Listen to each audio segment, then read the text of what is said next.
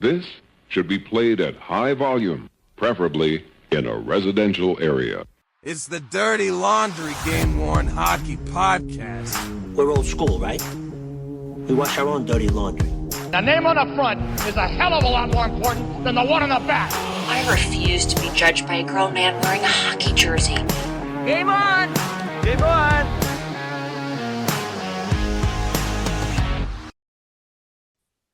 We are back with another episode of the Dirty Laundry Game-Worn Hockey Podcast, episode 67.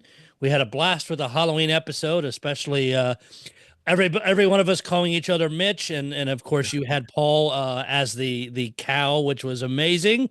We want to welcome, and speaking of Paul first, he is off for a Sharks game tonight, so we'll see him back next week.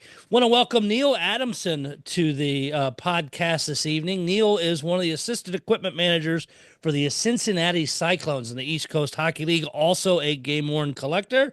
So welcome, Neil. How we doing, guys? Fantastic. Glad you reached out, wanted to come on the show. It's awesome to have guys like you reach out, especially who are involved in pro hockey and on top of collecting. We're going to get into all that in a minute. First of all, a couple things we have to always mention. My drink of this evening, again, drinking it straight because I have not had time to make my simple syrup or go buy any. This is St. Elmo Cherry Vanilla Infused Bourbon. Nice and smooth, got a little bit of a burn on the back end. It is awesome stuff. So if it's available in your area, pick it up. But cheers to everybody. Speaking of drinking, we cannot forget our friendly drinking partner, Drink Your Face Off with Mitch. Reach out to him. He is currently in Toronto at the big show up there. I've already seen him post pictures on our stuff, so hopefully he's having a great time up there. Maybe once he gets back, we'll get him on the show and give him his thoughts on Toronto. This past weekend, I want to again thank everybody who donated to the 2024 Pucks for Autism skate we did before the St. Louis Blues game on Saturday. Our goal for the event for all our skaters was $5,000. We ended up raising $7,700. So thank you for that. If you still do want to donate, the donation page is up for another 23 days. So if you missed out or want to still kick some money in, shoot me a message. I can get you the link to that. It was an amazing time. It felt so cool being in net down there and made some good stops and just had a ball. But I was so exhausted afterwards. Wade saw me during the Blues game and I was wiped. You were pretty tired. But it was a great to watch the Blues game. Fantastic fights and a good win for St. Louis. And then I got home by 11:30 and passed out, and I was hurting so bad the next day. But it's also my age, so it all works out. You're still out there doing it. It was great to see you and your wife and your son. It's always good to, catch up with you guys. And obviously, we got to see our friends from the Blues. So that was caught up with Nick. You had a bag full of jerseys, which was awesome. Picking up from their past auctions and stuff. And and if you can say it on the air, because I didn't hear his full explanation, what did he say about the Snuggerud one that was in that auction and then disappeared? I think they just decided. He didn't really give me a ton of explanation. I think it went in there, and then I think they decided to pull it for future use in something other than that. Makes sense. Totally get it. It was just one that several of us would like to have, I think, but yeah, I joked with him that I said, well, that thing probably would have went on fire. I said, I think there would have been a lot of people bidding on it just because of the hype of the player he could be. I said that one could have went crazy, and I don't think they felt like giving it away just yet, if that makes any sense. Yeah, nope, totally get it. But I know that definitely will be one that goes way up there. I actually had joked. I said I tried to get a bid on it, and he said, yeah. He goes, luckily we got it pulled. He said, because I did ask. I said, did anybody bid? And he said, no. He said if a bid would have gotten on it, he would have left it and let it run. But because nobody had bid on it, they were able to pull it. And I respected that a lot. Just the fact that they said, like, hey, if it got a bid, we wouldn't have pulled it, that's great. Sorry, go ahead, Neil. Sorry. You were talking about playing goalie. I actually did that once, and I can confirm that is not fun, nor did you feel good afterwards. It's I didn't it was not for me. My hips and my groin did not fare very well afterwards, but it was a good time. Well, the good thing for us is Doc is all hips and groins, so he's Right. able to really make that happen. Not me. It's just the walking afterwards part's a little bit more difficult, but I had hoped to stack the pads during the game because we did have, and thanks to the Blues official photographer, got some awesome shots. I will get some posted along with a video that we put out afterwards, but never got the right kind of shot where I could actually try and stack the pads just to look cool. But again, going back to that, a fantastic time, and appreciate all the support from the hobby and the community. It means a lot. Auctions around the hobby right now. Some upcoming auctions. We've touched on Heritage. They're also going to have a ton of game sticks starting on November the 14th. We've already talked about the jerseys previously. Those also start the 14th, so those are coming up. Classic auctions. Their November auction is up and running. Some of the expensive things out there already. Phil Esposito's Stanley Cup ring from the Bruins, Phil Esposito's Bruins jersey, his mini Stanley Cup, Boston Garden seats. There's a lot of really good pieces in here. Tim Thomas collection. You've got a good mix of things out here. Ed Belfour has a lot of things in here. Sorry, go ahead.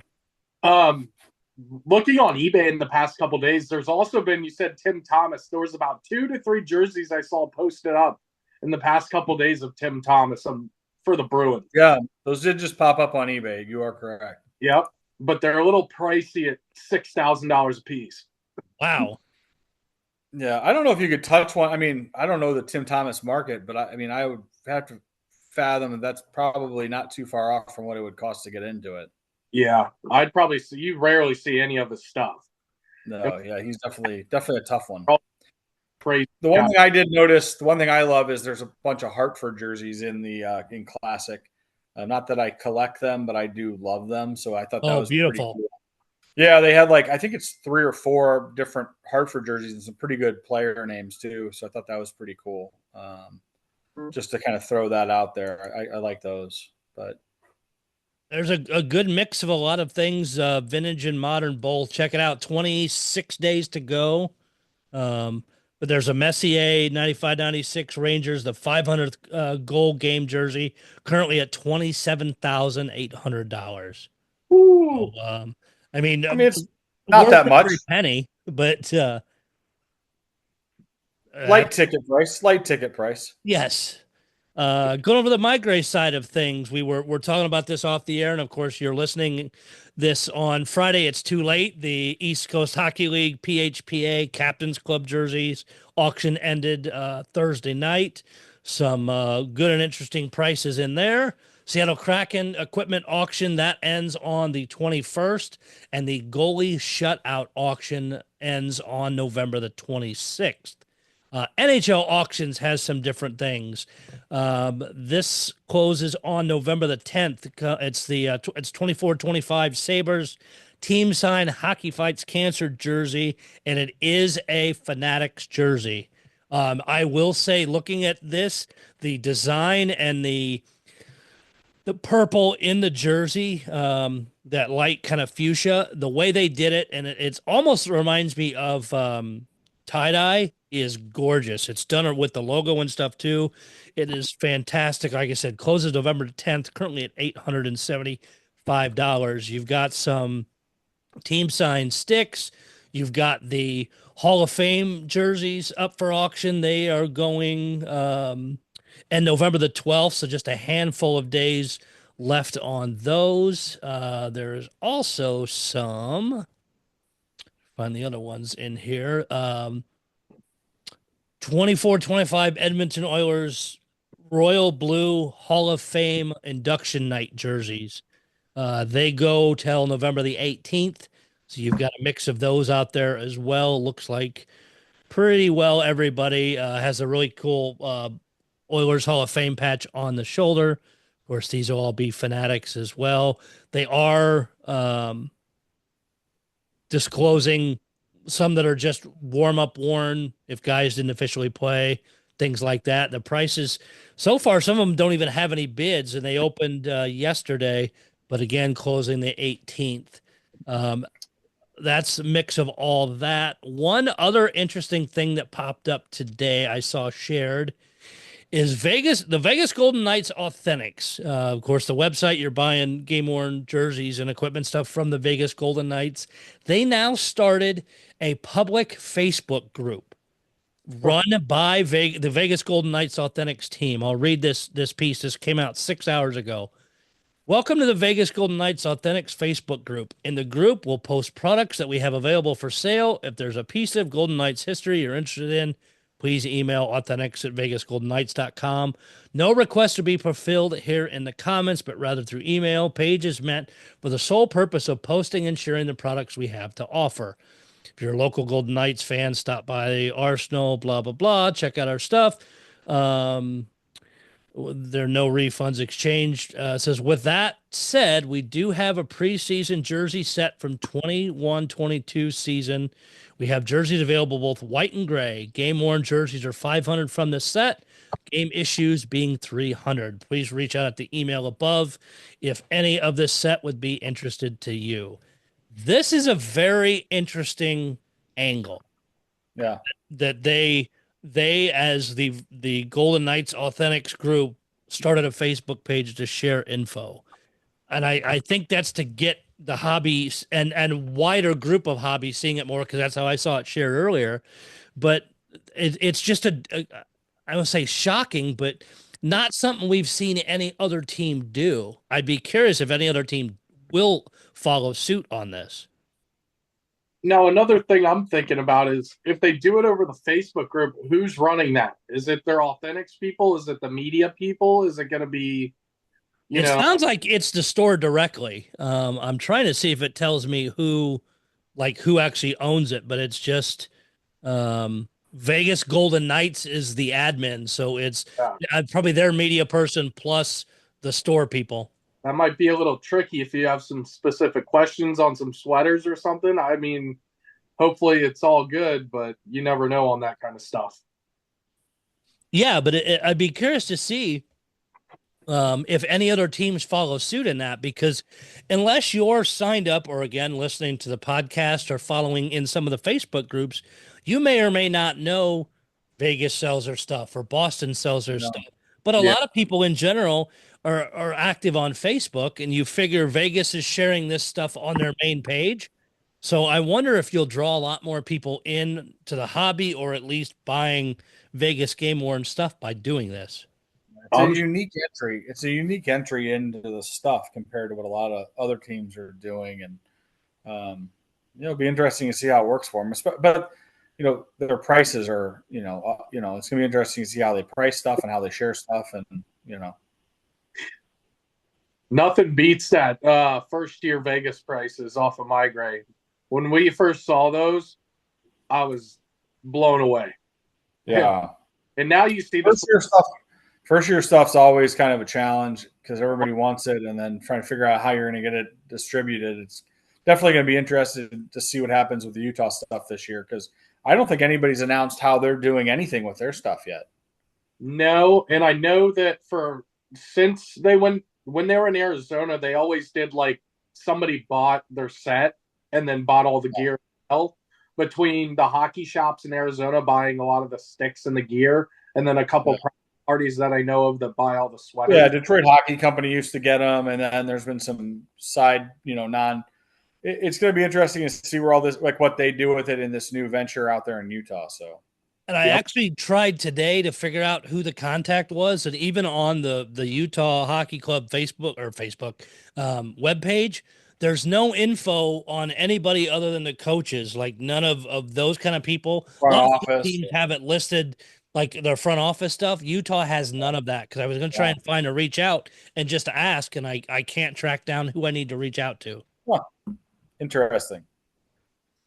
Let's see what else we have here before we get in with Neil.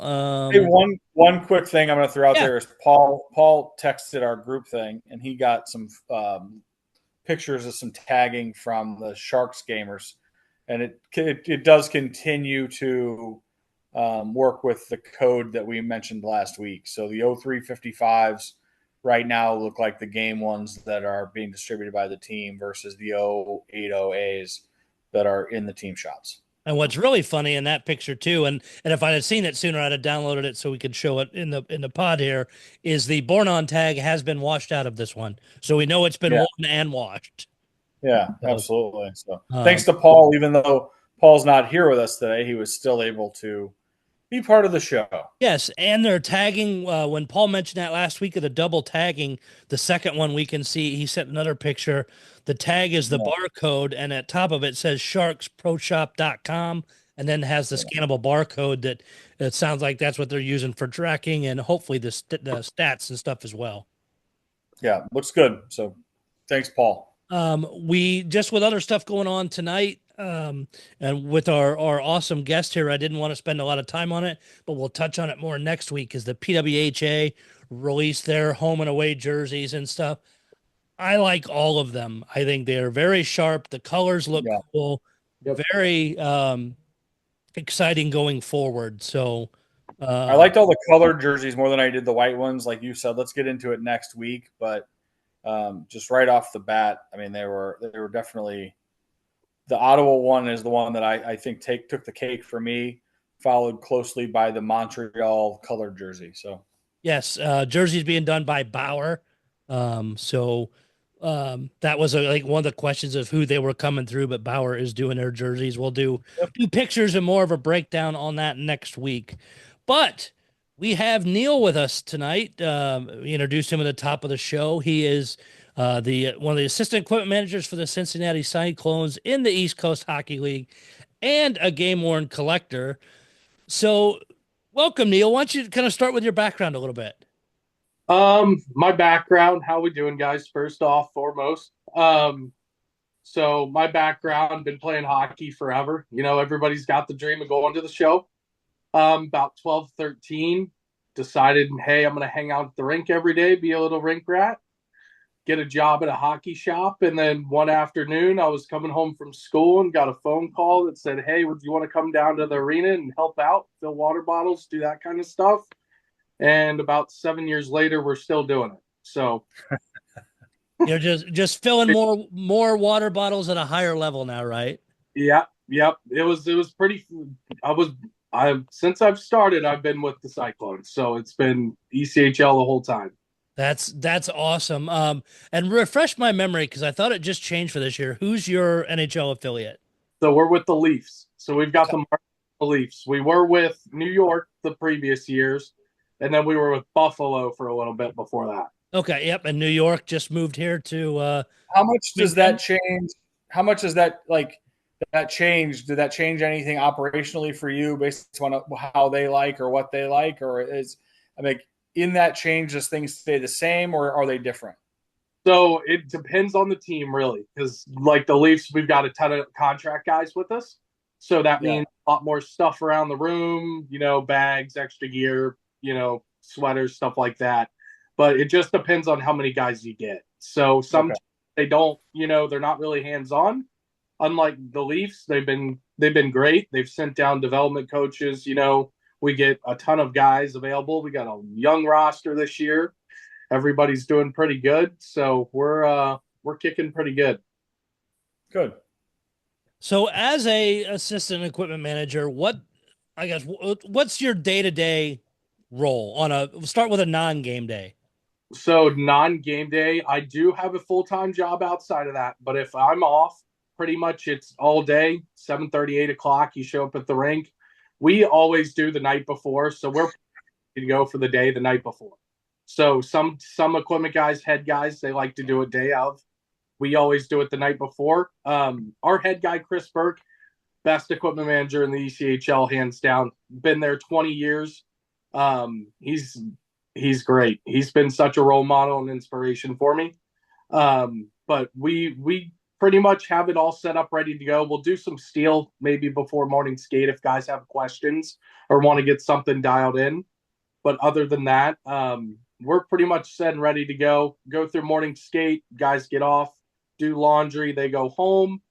And then, we're off for the day. Once we got everything reset in the room, but that's pretty much an off day. Game days are a little bit more structured depending on if we have a morning skate or not.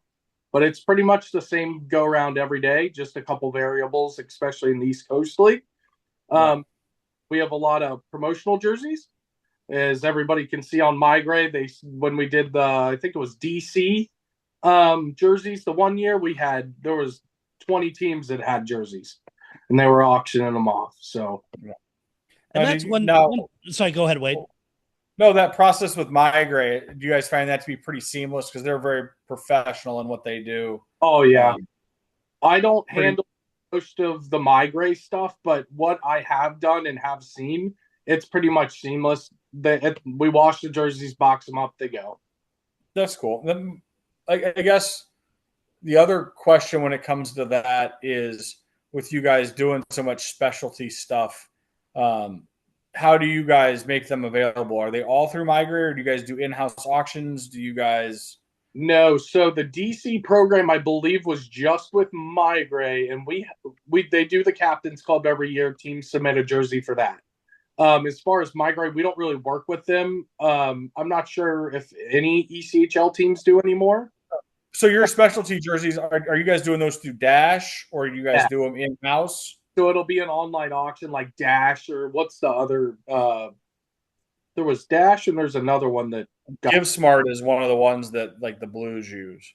Yeah, one of those, but mostly it's on like Dash and stuff. Yeah, because I know Dash is the East Coast Hockey League official quote unquote auction house for stuff. Yeah. At least that's how the Bison advertise it. Yeah. So now, do you go on the road with them? Oh yeah. Yep. Oh. Okay. Yep. We my weekends are pretty packed full on the winter time, so it's keeping busy. Now, when the season's starting up, you guys get your jerseys for the season, get your roster settled. Do you work with whoever your local vendor is to get them all lettered?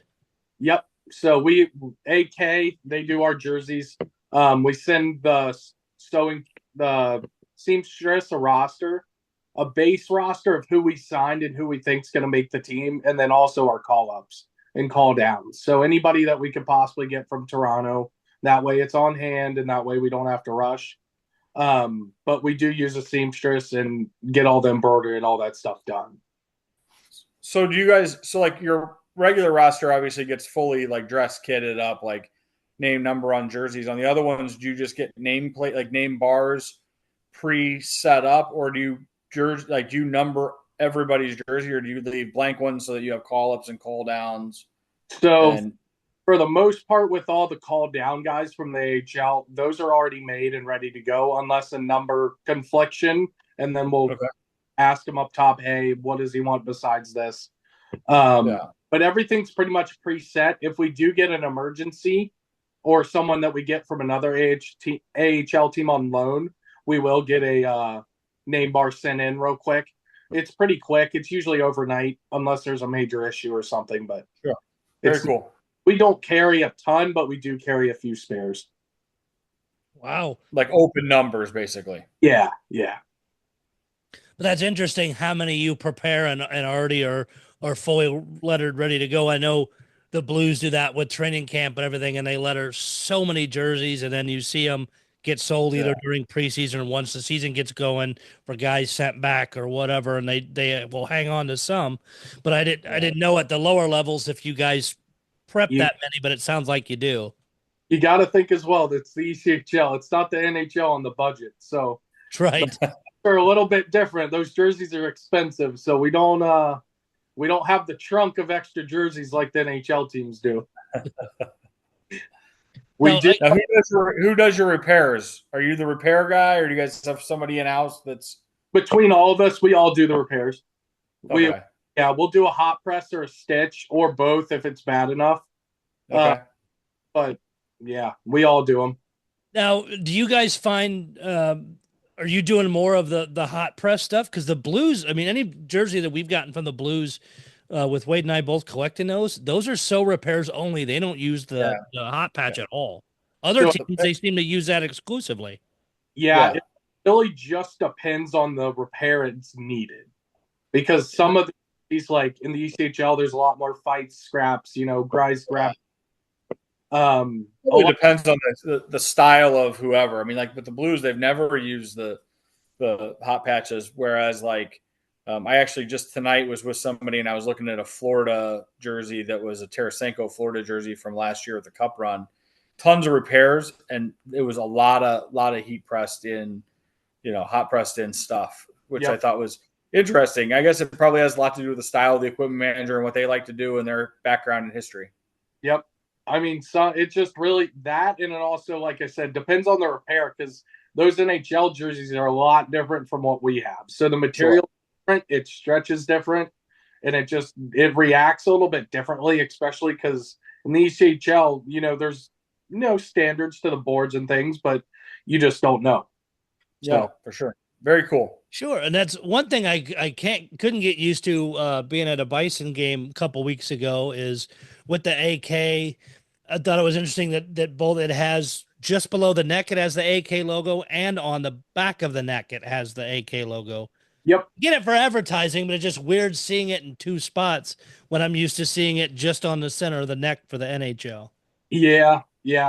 It's definitely different. Usually I have that NHL crest on the front, but we've got the AK logo, so, and it kind of looks like the old SPs, but the bottom half. Yeah. But now, on your guys' jerseys, do you have an affiliate patch, like a shoulder patch that denotes Toronto? That's all dependent on the team. So we don't. We have two Cyclones logos on the shoulders and then the one on the front. So just curious how you guys were doing it. Like if you guys decided that, or if the franchise decides it, or how that works. So it just depends on the team. So some, management does, and sometimes the equipment guy does it. So that's nice. What do you feel seem to have a lot more. Sorry, real quick. Lot more play and be able to what you want to do. At the higher level you go, it seems like less and less, especially NHL, be able to make decisions on your own of what you're going to do with your jerseys and how. Yeah, it really comes down to your marketing and all that stuff. Whatever they want to do is what we're going to do. So we don't have them on ours, but it would be cool. I agree. I'm a big fan of the affiliate patch on the AHL and ECHL jerseys. I just think it adds an extra layer to them, in my opinion. Especially if you get cross collectors like Toronto collectors. Hey, that's they have our patch. Let's go. It just drives. I collect the Blues AHL affiliate, and one of the things I really like is, Peoria did it on and off, and a lot of the jerseys had the Blues logo on it. When we left them, we went to the Wolves, and obviously they did not have Blues logos on them, and then went to San Antonio, and they did, and now Springfield does too. So I'm a big fan of it. To me, it just adds that extra layer of connecting it to my NHL team. Oh, yeah. Yep, that's one thing we've heard a lot is, collectors of other teams. Hey, I got this because it's got our affiliate or my favorite NHL team. And so, you get more jerseys out there in the hands of people that normally wouldn't have a Cincinnati Cyclones jersey. And it's a sharp logo. It's really cool. Yeah. I love, even if I don't like the team in a league somewhere per se, I just love how some of those logos are. But you're one of the sharp ones. Yeah. I'm a fan of the old school Mr. Cyclone logo, but that's just me. That's the one I grew up on. Hey, so that older stuff like that, I get completely. Now, at your level, because we see it less now than we used to, but do you have many guys that want custom sleeves or shortened things, different stuff done on a jersey? Because I don't see that much anymore. Yep. So we do have a few guys. Justin Vive, our captain, he's a big boy.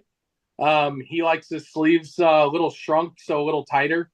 And then a lot of guys have them either we'll do hems up if they're too baggy, because a lot of the guys are coming in really tiny nowadays. You don't get too many of the big boys anymore. So a lot of, shorten them up and then make them skinny, which AK jerseys, they're kind of that old style. They're not really like those the CCMs or the old Reeboks that were skin tight. Yeah.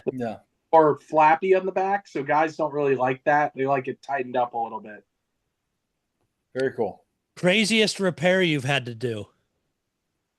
So we had what was this? 3-4 years ago, we had I think it was first year of the AK deal. So coming into this, we had CCM, loved CCM jerseys. They were great. They lasted all year.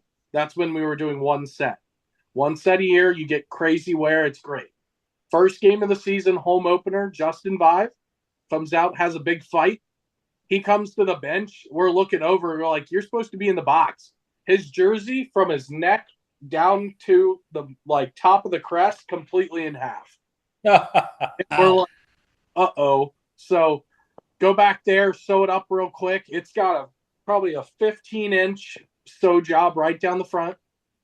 And then at the end of the night, we're like, yep, let's order 6 more. So a ton of jerseys. We're like, we don't know what's going to happen. Kind of like the Fanatic stuff that's going on right now. We saw the preseason where the arms are falling off and getting destroyed. So I don't know what the deal was, but I'm going to say ever since the first year, they have been better. The AK jerseys have been a lot better. Good. Very good. So in a case like that, obviously I know you mentioned you don't keep a trunk of extra jerseys, but in a situation like that, do you have a couple spares for those emergency situations? Well, that was the first year, and first year of that deal with AK. You didn't have a spare sitting around. We didn't have a spare sitting around. So right after that game, we made sure to order a few, and then we definitely had a lot more on hand, on road, throughout the whole season for him. But it was an oh crap moment. Here we go, guys.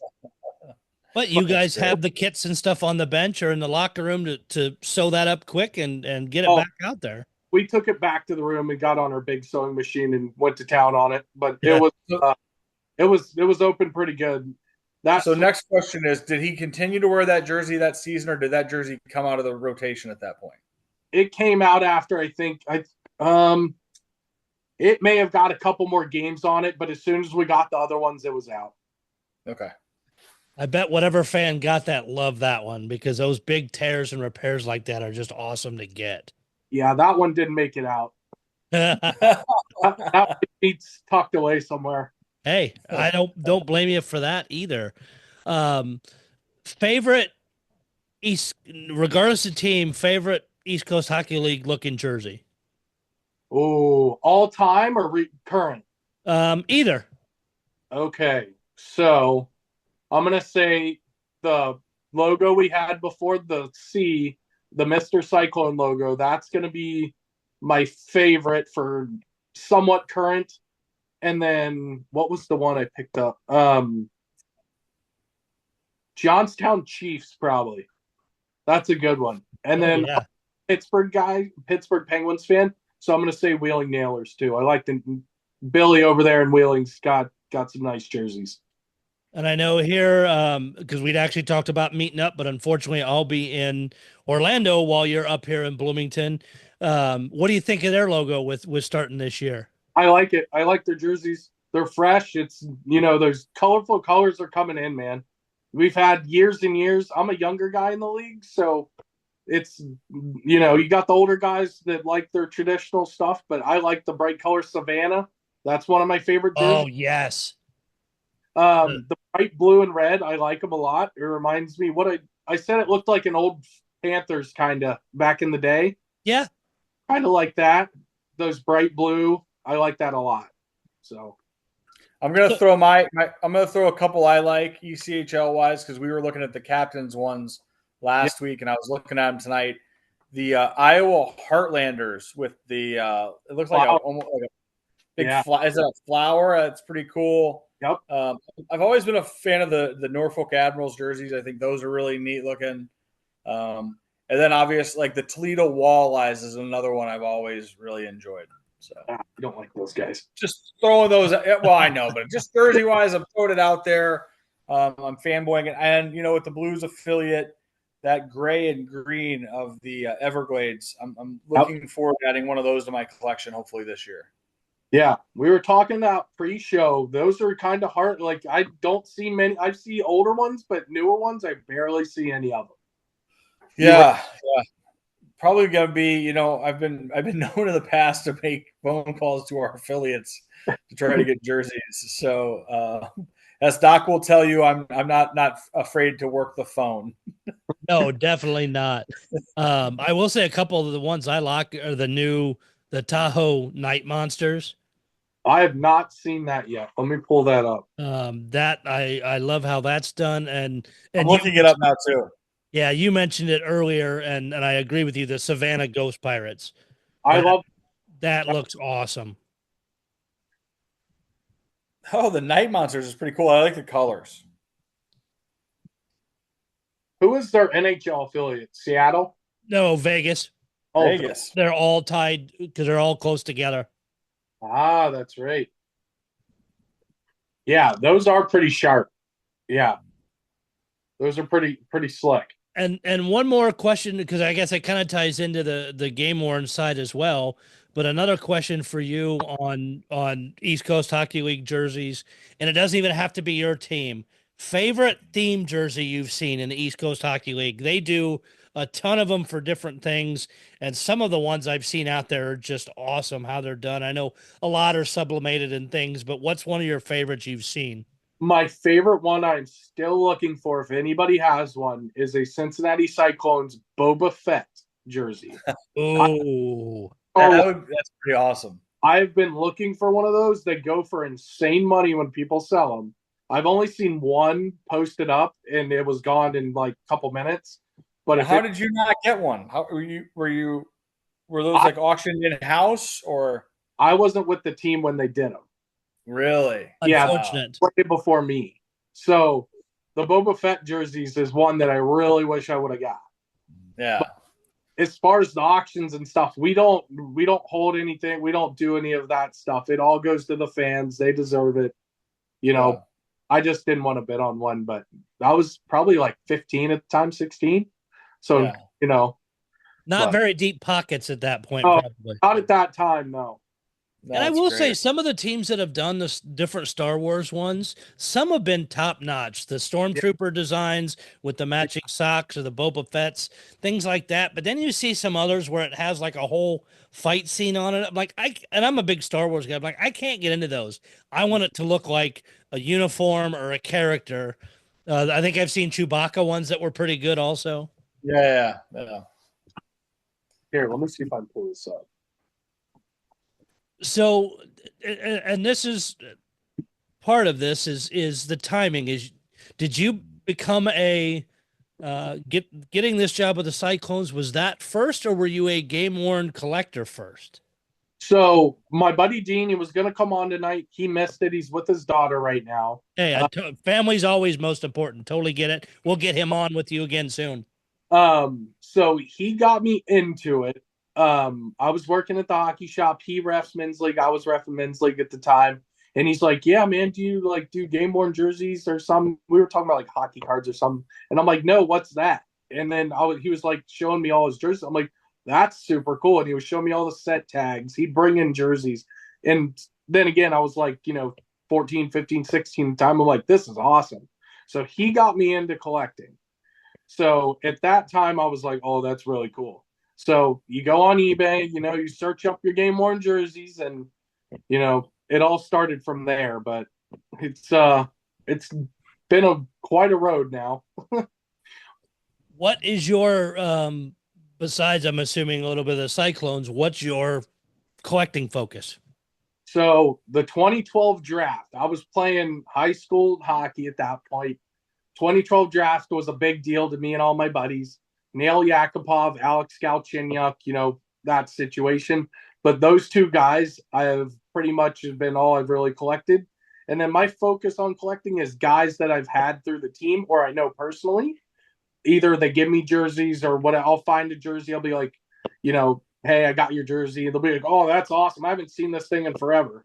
So that's pretty much my focus. I'm not a huge collect every team guy or anything. It's more the personal connection to either the player or me being friends with some of these guys that go up to the NHL, and then I get a box in the mail saying, oh, here you go. That's awesome though, because you've got that connection, that personal one, and a lot of us know guys that went up into the show or things, so we get their stuff. But it's cool because you get to work with them or have worked with them in the past. Yep. Now, since Wade and I are both on the show, I'll ask a question. Do you have a Yakupov Blues jersey? I do not, and I'm actually looking for it. I know there's not too many of them out there. He wasn't there for that long, but I've been looking around. I haven't found it. We'll have to keep an eye out and check some sources to see if anything's floating around out there. Yeah. I think I may have a source for you. Oh, seriously? That'd be awesome. I was gonna laugh if you got out of the chair and walked in the other room, Wade. Oh, I might be able to do that, actually. so speaking of Yakupov real quick, I did bring a couple jerseys out. I've got his first NHL home game. Oh, very cool. This jersey was also used in that celebration that he did against Jonathan Quick when he scored with like 2 seconds left. And then, oh, nice. So it was that, his first NHL goal, and the celebration, all photo matched through MyGray. I looked and looked and looked, and I found it on there, and I called him. It was a consignment. And I was like, hey, man, this was probably 2-3 years ago. I was looking for the jersey forever. And I was like, he's probably got it. That's what I was thinking. And I looked up on there, and I called him. I said, hey, would you take an offer for that? They're like, oh, absolutely. And a couple days later, they're like, hey, they took your offer. I'm like, holy crap. But that had to be such, because how long have you been hunting for that? Since graduated in 2015, so probably since 2013. Wow. Yeah. And it's amazing when stuff pops up like that. Yeah, and it's funny because that celly that he did after when he scored on Jonathan Quick, I did it the next weekend in a big tournament, and I thought I was the coolest guy around. Hey, lucky somebody didn't skate up in those kind of tournaments, skate up and hit you with a stick. Oh yeah. Oh yeah. What are other some cool pieces that you really like? Let me grab a couple. And it's cool. I mean, is it different for you because you're involved in pro hockey with being an equipment guy? Does it feel different than if you were an outsider like Wade or myself?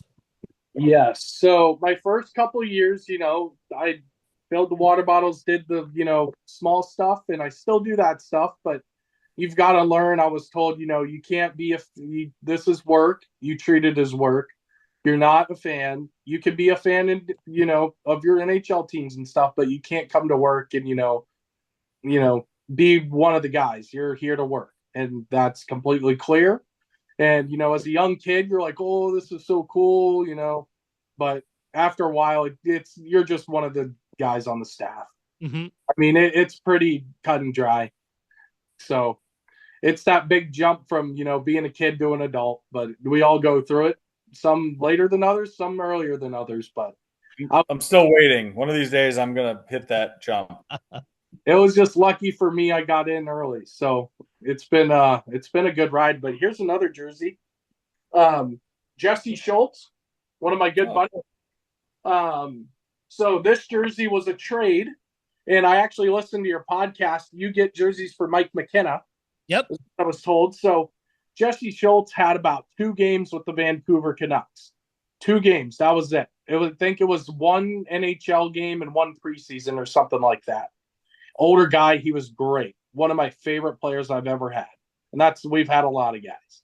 But he is a real pro. He's down with the Knoxville Ice Bears, I think, right now. He's a development coach. But I found his Vancouver Canucks gamer. And low and high for this thing for I think like a year and a half. And somebody's like, oh, I have that. And I was like, are you serious? And I told him the situation. He's like, yeah, I'll ship it to you. Just whatever you want to give. I don't care. I said, dude, you're the man. Like, and at that time, I think I was like 17, 18. So I was pretty young. But it was awesome. I gave him his jersey. He was shocked. So he traded one. This is the one. He got 1,000 pro games in this jersey. So that's his 1,000 game jersey. The night that we honored him, he was wearing a specialty. but he actually got the 1,000th game in the jersey. Yeah.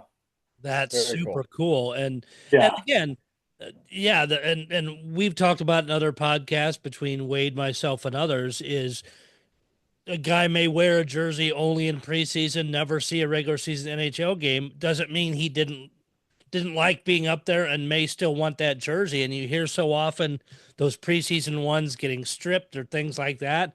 And that could have easily happened to the one you wanted, especially because it was worn for so little. Yep. It was a crazy find. It was like a needle in a haystack, basically. It was really, really cool. He was so grateful. He's like, I never thought I'd see it again. So Very cool. And Very cool. it's one of those things. It's what makes the hobby cool. And I know too, if he'd have not sent you that jersey instead, it wouldn't have mattered any less that you gave him the other one. Yeah. No, it was awesome. It was really, really cool. And there's so many of those guys just enjoy being reconnected with that stuff. And I know I've talked to even junior level players that I knew from here in Springfield that have gone on and may have never played again, but when we've done alumni events and their jerseys are there, it just how their face lights up, or they didn't think they'd see that or didn't know it still existed, stuff like that. And it makes those connections so much more cool. Yeah. It's pretty cool. We've had a few NHLers over the years, guys that have either came down to us that are at the end of their career. They just want to keep playing hockey. Sure. They tell their stories. It's a good time on the bus. It's fun, but you get those guys and they just want to keep playing. Like it's, an older vet or whatever it may be, a new young kid that's going up, they get those stories and they share them and it's a good time. It's awesome. What is a grail or potential grail that you'd like to get? Anything. It's 2 jerseys. I saw one posted up a couple days ago in the Facebook group. Way too expensive for me, but it's got to be either Arizona or Pittsburgh. Phil Kessel. Phil Kessel, my favorite player, but that's my grails. Very cool. And those are good choices. And Phil with his Iron Man streak and everything else that he's done, and the jokes with the hot dogs and the whole bit.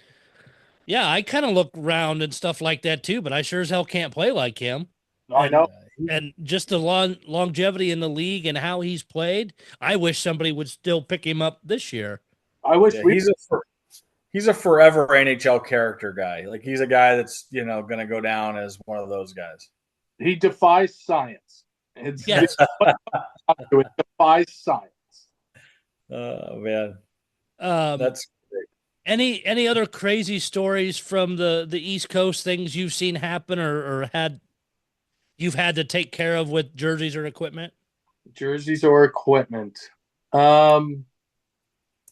Besides some of the early AKs, like just jerseys ripping in half, big fights where guys are like, they're coming right off their backs. Not just our team, but I've seen it other teams. We haven't had anything absolutely nuts, but couple teams remain nameless, but they forget their jerseys every once in a while in this league. Oh, jeez. But yeah, it ends up working out. But that's been a couple funny times. I guess, how do you take care of that? I don't know. We do our little checklist. Like we make sure everybody's got their list of things, but we do it every week. So throughout the winter, we're doing it. We play 82 games, 72 games. So, I don't understand. But if a team was to show up in Cincinnati and forgot their jersey, would you guys? Because I swear one year I've seen, I think it was an East Coast team, they wore that team practices jerseys. Yep, that's what normally happens. That'd be embarrassing, though. Oh yeah, especially if you're on an extended road trip. You can look it up, but the kid was brand new into the realm here. But he's a good equipment guy. I'm not going to name the team though. I won't do that to him. But that was funny. Everybody got a good chuckle and a text message about it, but it was pretty good. And I guess that's a side question too, because I've talked to other people in different leagues that are in roles like yours or others.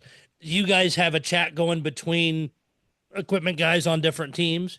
Yeah, I mean everybody's got their buddies, so like we all text with each other, but it just you see the same 6 guys or 5 guys throughout the year pretty regularly, and we all know each other. So, but yeah, That's got to be fun because I know you want your team to win, but you guys are all doing the same job just for somebody else. oh yeah, and it's the East Coast League is not like the NHL, like you see on 24/7 with 10 guys rolling around, equipment guys. Some of these teams, like we're very fortunate that we have a big staff. We've got 4 guys, including the head guy, Chris Burke. It's me, and then Dean Stewart, and then Brendan McRae. We call him Moose, but he's been there longer. He was there since I was a kid. So Moose has been there the longest as an assistant, and then me, and then Dean. But we have a full staff. Like most teams, they may have like a game day helper. I'm mostly game days and then some practices, but some of these guys are really grinding it out, and it really goes to show, the commitment at this level. I just want to shout out all the equipment guys in the cheese because it's tough, especially when you're by yourself or you're new. It's a big jump from junior or some type of development program to the East Coast Hockey League because you have a lot of stuff on your plate. You're dealing with a lot of players, affiliations, and then also, your everyday stuff. But it goes to show the commitment of what we have and what we're doing. Yeah, Very cool. Definitely big applause to all them. I said before, so we got to get creative with some stuff. Oh, definitely. If you could have any theme jersey come to your team, what would it be? Ooh, theme.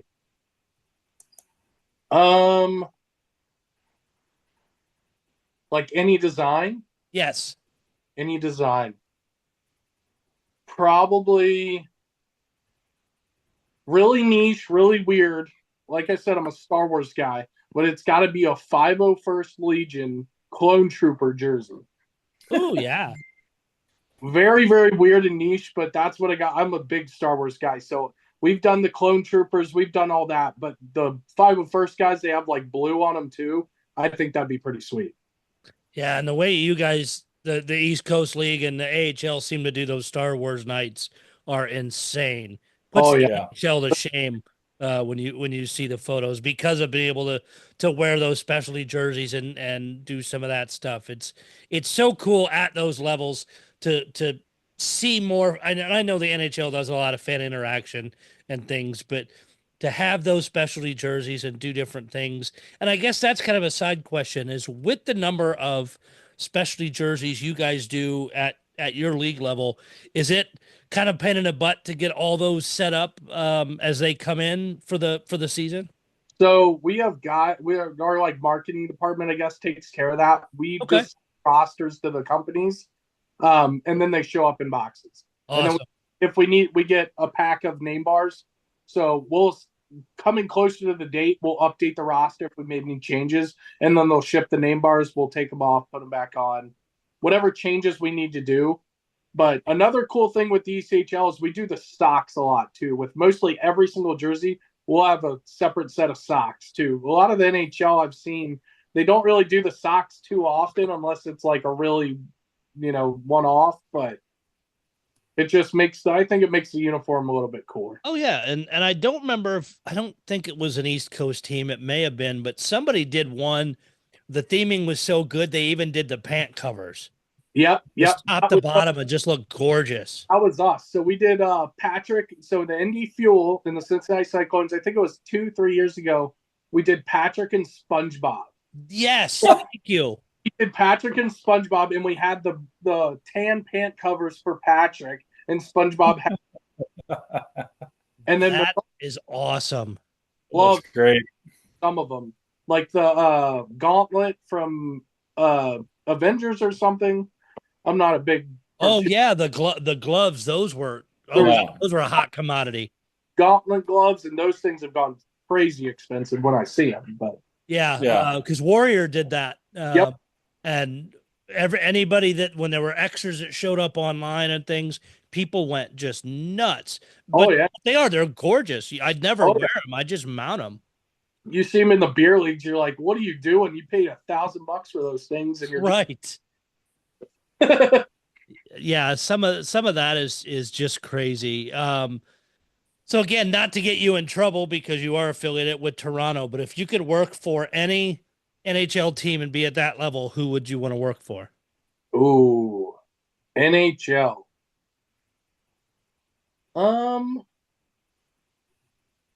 Ooh, that's a loaded question. I love the Penguins. I would love to work for the Pittsburgh Penguins, but it just yeah, we got to go Penguins. I've been Penguins since I was a little kid. Hey, I totally get it. But it would be a blessing to work in the NHL at any point, any team, doesn't matter what I'm doing. Yeah, just go into the show and be able to do that. I couldn't imagine. And it's neat to have the opportunities Wade and I have had to talk to you, to talk to other people that do things in different leagues and get that door open a little bit and understand some of the things that happen, because for a lot of fans and even us collectors, we don't know a lot of what happens in the background or how jerseys are prepped or how things are done. And we appreciate guys like you, especially you being a collector as well, because you see both sides of it. Yep. And you probably get excited seeing some of the wear on your guys' jerseys when they come off the ice. Oh yeah, 100%. Because like I said, I've got guys that end of the year we'll give them a jersey. Some teams do it, some teams don't. But at the end of the year, they may say, here's your jersey. I'm like, sweet, it's got a ton of wear. Or I've done a lot of trades. So I'll find jerseys for guys that they've worn previous, and then we'll do a swap. And then I get to see my jersey kind of like my gray be worn all year. Oh, yeah. Is that I'm on the bench and you're watching it on TV. Now, do you find a lot of guys at your level collect their own stuff? Older guys, yeah, they'll start asking questions if they're new to our team. They'll ask like once we tell them, hey, me and Dean collect jerseys, blah blah blah. They'll be like, oh, really? Like I've been looking for this, and this, and it's mostly all the older guys. Or every once in a while, I've had 2 younger guys ask for their junior jersey, and I'm like, that's a tough like the junior stuff I don't see too often. It mostly gets all kept in Canada and around that space, but you rarely see them.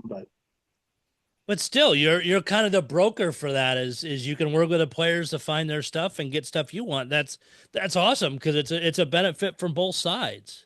Oh yeah, and I've had fans ask and stuff, and we've done. I've had guys that I'll find something for them. They'll give me one of their jerseys, and then somebody else asks me for that jersey, and then we'll like a 3-4 way swap. I'm like, feels like another job. I see you get tired of being an assistant equipment guy, be it like a jersey broker like that for the East Coast Hockey League. I'm never leaving. That's awesome. Well, awesome information, Neil, and it's cool. And again, I appreciate you reaching out. I definitely want to have you on again, along with your buddy to basically to be able to both tell your stories. Yeah. But it's so cool, like I said, to hear. It's all pro hockey. It's just different levels, and you're traveling different ways. And like I say, I know you're coming to Bloomington. It's a home and home series, 15th and 16th. You guys are at home on the Friday, and then come here to Bloomington on the Saturday. And then we go right to Fort Wayne. It's going to be a long weekend. Yeah, good luck with that traveling. But I definitely want to catch up with you too once you come back to Bloomington. I think it's in February, somewhere in there. I remember I'm looking at Bloomington's schedule right now. And I will say it feels weird as a Blues fan. I went to their game wearing a Rangers jersey just because it's their affiliate. But I know we play you guys again, and I'm trying to remember. I'm looking it up right now. We got that military jersey coming on the 15th. That thing's pretty sharp. We've had a lot of our military jersey is one of my favorite jerseys that we do every year.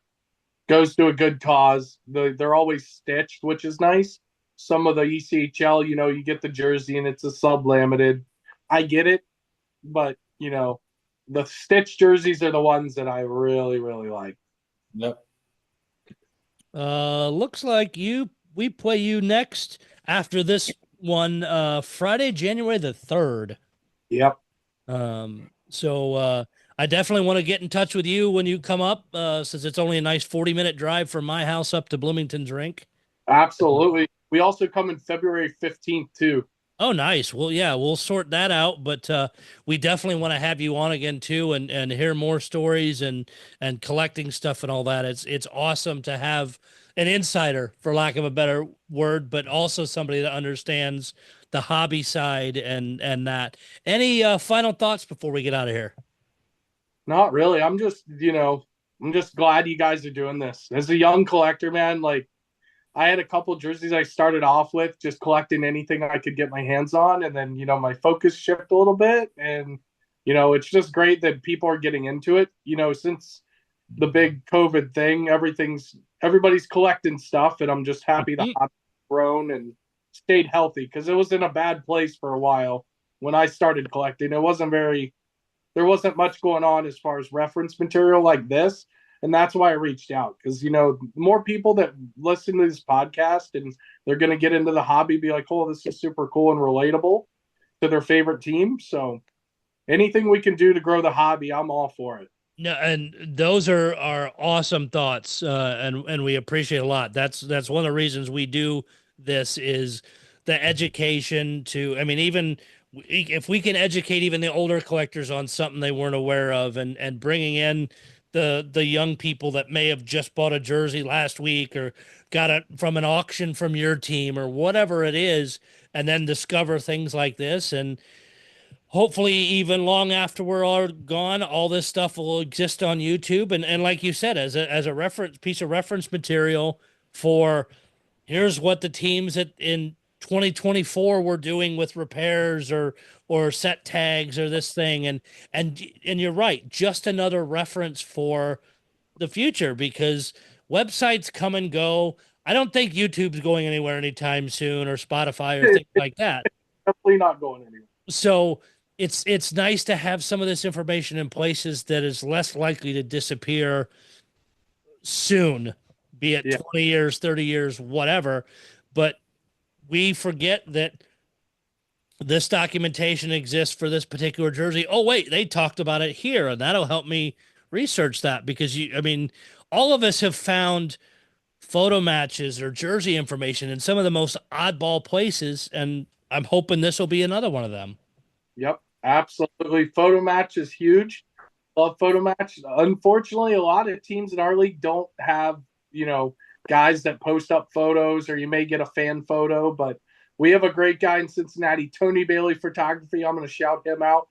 He's been all over the world taking pictures. He does the Derby. He's done Africa. He's done everything. So he's great. He does all of our photos. He's got a Facebook. You can look him up. I find photo matches on there, and then I find photos of myself working. So it's good. That's going to make you feel good, especially now. And I guess that's a question. You ever photo matched one of your jerseys with you in the picture?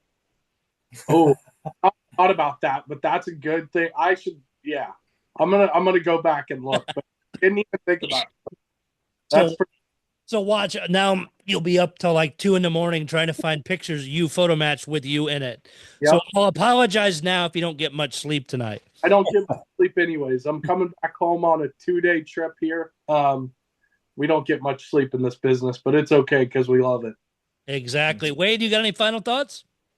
No, thanks for coming on, Neil. It's really been cool to hear, not only your perspective as a younger guy who's a collector, but also your experience in a locker room and working with players. And I think it's neat, to see somebody who not only is in the business, but also enjoys the business of the hobby.